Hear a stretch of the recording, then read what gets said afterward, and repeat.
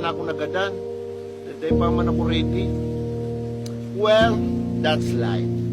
Pag oras mo na, may nakitang makikita ko kanya. Due date mo na ngunya na aldaw. Masalamat ka na lang. Nayaong ka nigdi sa puya. Mayo ka naman sa bayan. Hindi ko pa man lamang nasulit ang buhay ko.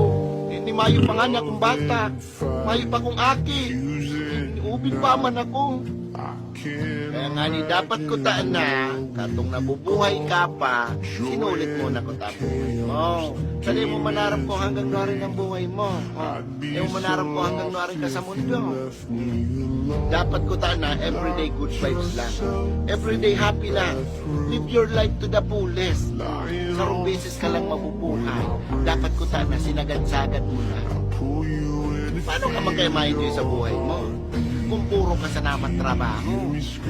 Sa sobrang higos mo maghanap buhay, talingawan mo ng mabuhay. Overtime digdi, overtime duman. Niday ka na lamang nag-enjoy sa sadiri mo. Paano tagapagmana ka kayong trabaho mo? Ha? Di mayo ka ng oras sa pamilya mo, mayo ka ng oras sa barkada mo, mayo ka ng oras sa sadiri mo. Siyempre kay buhan, para sa pamilya, mayo man ba akong choice? Gabos kita may choice, kaibigan. Nasa sa imo na lang.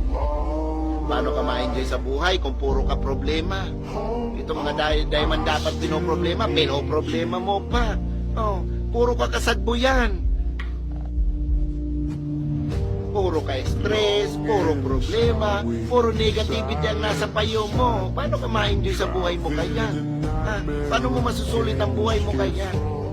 Tapos mo niya na kinuami ka ng biglaan, mareklamo ka. Wala mga ko ready. Basta naalala ko, nagkakapi-kapi man sana ako. Pag kimat ng mata ko, bigla na sana ako yaw.